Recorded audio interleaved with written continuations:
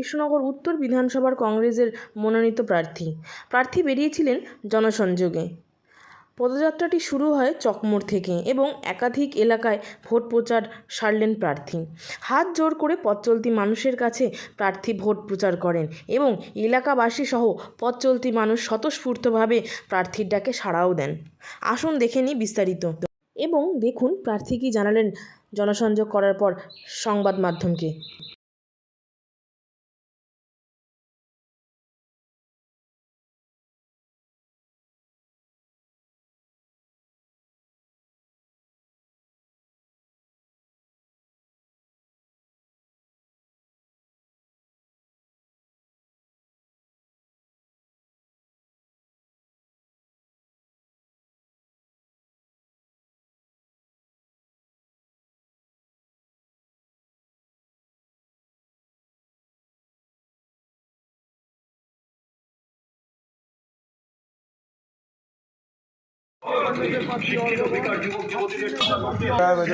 কৃষ্ণনগর উত্তর বিধানসভা কেন্দ্রের জাতীয় কংগ্রেস প্রার্থী নির্বাচনে ভারতীয় জাতীয় কংগ্রেস প্রার্থী তরুণ তুর্কি ছাত্র যুবর সারা বাংলার লড়াকু যুব নেতা শ্রী অর্গবনকে হাত চিহ্নে কৃষ্ণনগর উত্তর বিধানসভা তরুণ তুর্কি ছাত্রকে ভোট দিন।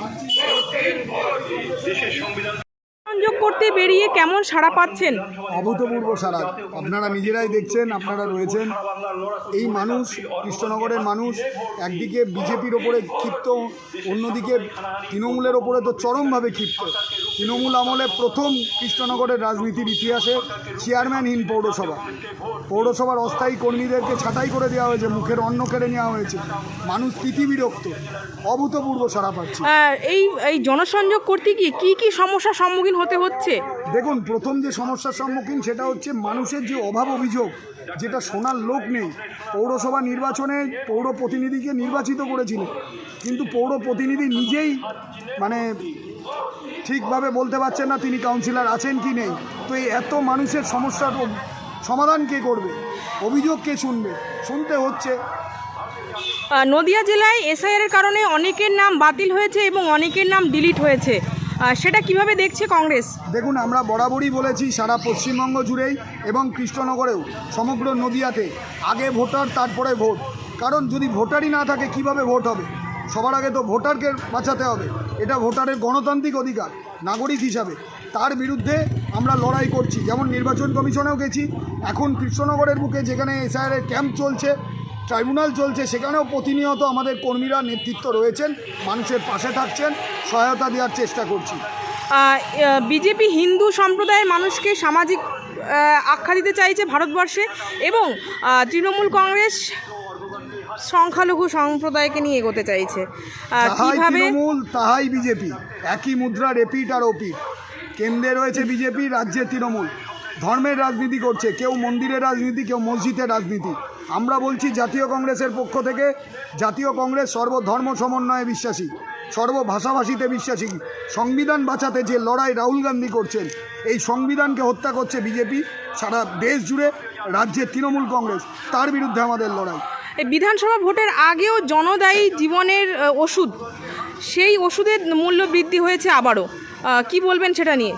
দেখুন, প্রথম কথা হচ্ছে ন্যায্য মূল্য ঔষধ বা জনদায়ী ঔষধ এর নাম করে যে দোকানগুলো খোলা হচ্ছে, আমি তো বলবো সঠিকভাবে তদন্ত করা উচিত।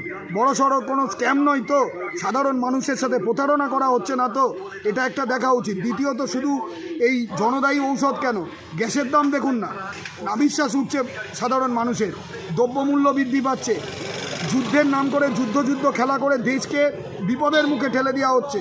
সাধারণ মানুষ নিত্য প্রয়োজনীয় মূল্যবৃদ্ধি, জিনিসের মূল্যবৃদ্ধি হচ্ছে, তার বিরুদ্ধে জাতীয় কংগ্রেস লড়াই করছে। কতটা আশাবাদী কৃষ্ণনগর থেকে জেতার পক্ষে? সম্পূর্ণভাবে আশাবাদী। আগামী দিনের কর্মসূচি আমাদের জনসংযোগ কর্মসূচি চলছে। আমরা যতটা পাচ্ছি মানুষের কাছে যাচ্ছি, মানুষের কথা শুনছি, অভাব অভিযোগ শুনছি। 15 দিনের জন্য বাংলা গড়া, এ বাংলা সোনার বাংলা, এ বাংলা বিধানচন্দ্র রায়ের, ডক্টর বিধানচন্দ্র রায়ের বাংলা, এ বাংলা সিদ্ধার্থ শঙ্কর রায়ের বাংলা। আর এই বাংলায় 15 দিন থেকে সোনার বাংলা করবে, এ কথা শুনলে ঘোরাতেও হাসবে। বিজেপি নিজেই বাংলা বিরোধী, তারা আবার কি সোনার বাংলা করবে? আমরা গর্বের সাথে বলি, এই কৃষ্ণনগর দ্বিজেন্দ্রলাল রায়ের কৃষ্ণনগর, যে কৃষ্ণনগরে সোনার বাংলার প্রকৃত গান দ্বিজেন্দ্রলাল রায় লিখেছিলেন। তো ধনধান্যে পুষ্পে ভরা, তো সেইখানে দাঁড়িয়ে অমিত শাহ 15 দিন এখানে থেকে কি সোনার বাংলা করবেন? বাংলার মানুষকে বোকা বানাচ্ছেন। আর তাছাড়া যারা সোনার বাংলা গড়ার কথা বলছে তারা মনি ঋষিদের নামই ঠিক মতন বলতে পারে না। কখনো বঙ্কিম দা বলেন, কখন শরৎচন্দ্র চট্টোপাধ্যায়কে অপমান করছেন, কখনো কবিগুরু রবীন্দ্রনাথকে অপমান করছেন। এই বাংলার বুকে দাঁড়িয়ে মনি ঋষিদের অপমান করছেন, তারা বলছেন সোনার বাংলা গড়বেন। বাংলার মানুষের জবাব দেবে। আমার নাম অর্ঘ্যগণ, জাতীয় কংগ্রেসের প্রার্থী, 83 নম্বর কৃষ্ণনগর উত্তর বিধানসভা কেন্দ্রের। আমি অনুরোধ করব এই এলাকার সকল বাসিন্দাকে, কৃষ্ণনগর উত্তর বিধানসভার বাসিন্দাদের, এই মাটি কংগ্রেসের মাটি, কংগ্রেসকে ফিরিয়ে আনুন, হাত চিহ্নে ভোট দিন এবং 2 নম্বর বোতাম টিপে আমাকে ভোট দিন। হাত প্রতীকে নতুন বাংলা করতে কংগ্রেসকে ফিরিয়ে আনুন। জয় হিন্দ।